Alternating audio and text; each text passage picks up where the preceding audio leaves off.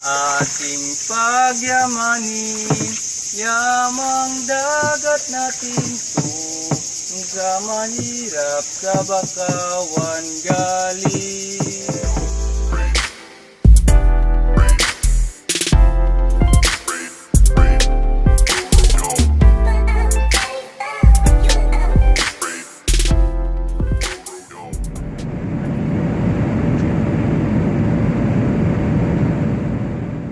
Hi guys, so first day here in Puerto and inulan kami. Tignan niyo ho yung langit, sobrang itim. But we're still able to go to the beach kahit medyo maulan.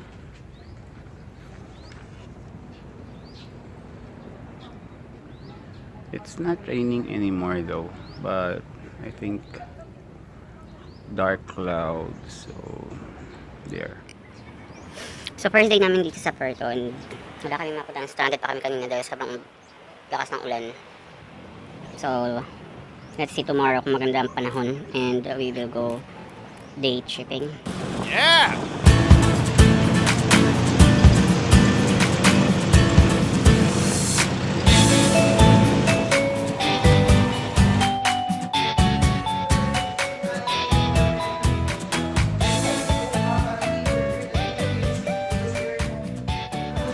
Inside the house of the baby crocodiles, because even though the baby crocodiles are still young, but they can jump, bite, and cut off your fingers. So everyone, please hands off. And then you have a camera so you can take pictures anywhere, but inside the house, please turn off your flash. And then please be quiet to minimize the stress of the young crocodiles. Okay? So everyone, let's proceed with the live crocodiles.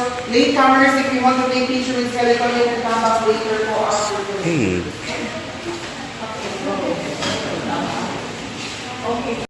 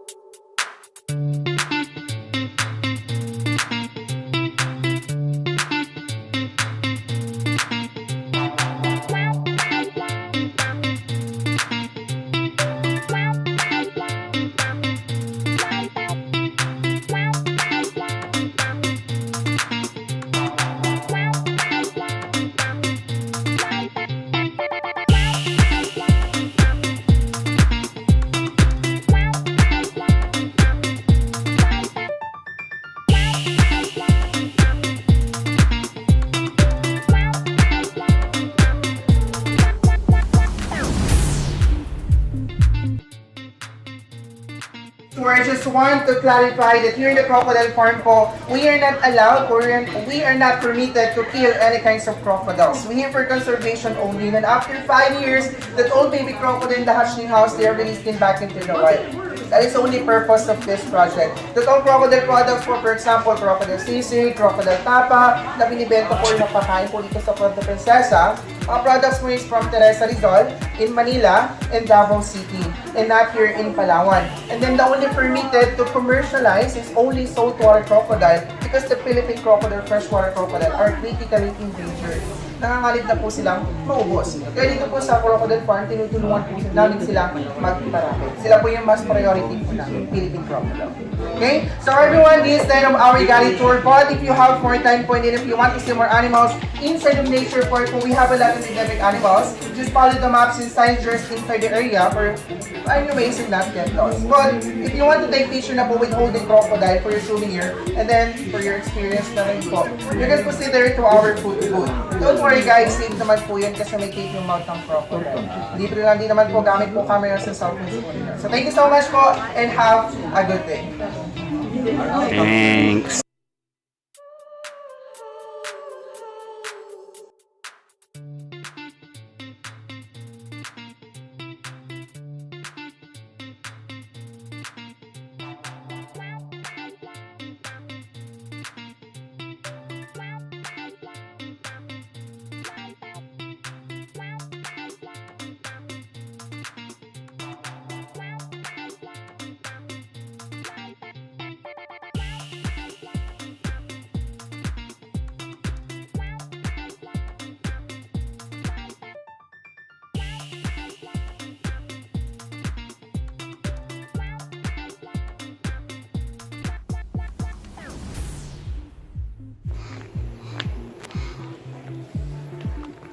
Guys, look at the talking myna.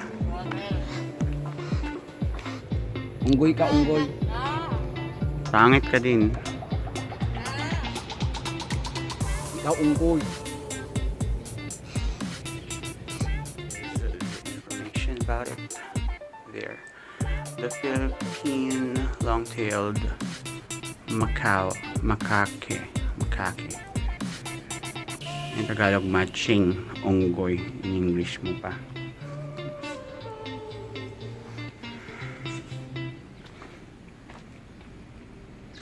Unggoy. Monkey.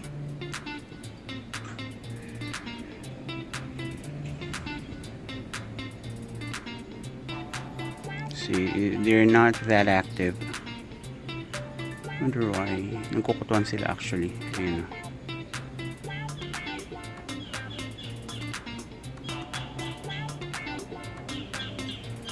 Because for them guys, kutuhan is a form of having snack. Gusto mo yun?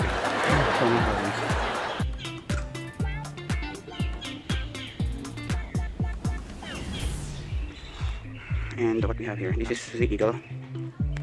It's actually a huge eagle there. Hi eagle! Oh my god. Tumingin pa sa atin guys. Say hi guys. Eagle. Oh, look at that.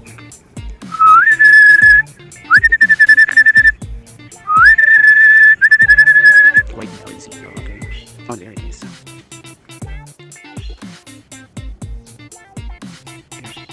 That's a big bird.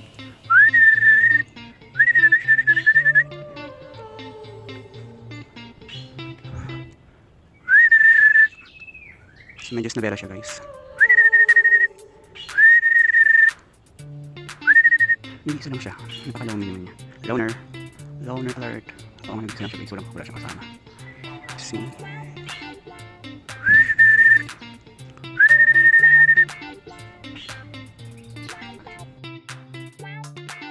There, we're approaching to the next bird station. Bird nest. Bird cage. Whatever. And this is what they call the hornbill. I believe this is the one with the big or look at. Where is it? There. Wala siyang bukas. Oh, there. Uy. Ikaw sinungkot niyan. Let's go closer here. Parang may palo.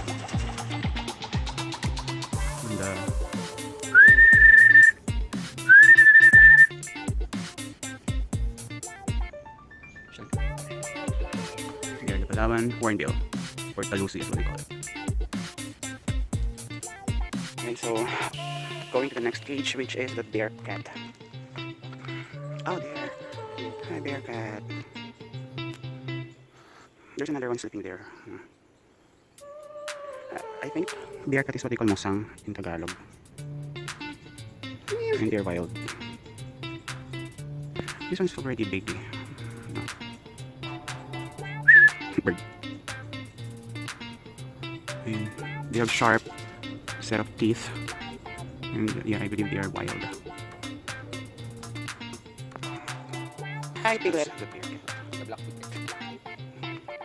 This is what they call wild boar. Hello, wild boar. But not so wild. Ah, there. You know. Ano ba? Pwede ko kanilip. Wala, sa plato. Ayaw naman kakuha. Yan si Pumba ng ano, ng Lion King. Right. That's Pumba. Dalawa lang sila. Ikaw mag-asawa. Friends na kami. May patulang. Hello. Hindi siya masyadong makabahan. Ako nagdalo. Bye ka, bes. Gusto mong nito nikitan. Nasa aswang pala. Bye. Bye, Pumba. We have it, guys. We're already on the exit point. So we've seen a lot of birds and wild animals here in the greenery of this crocodile farm here in Palawan. So wait for our next stop because we're gonna be having another destination from our city day tour.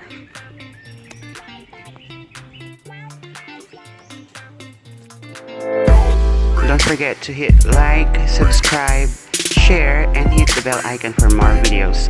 Thanks for watching.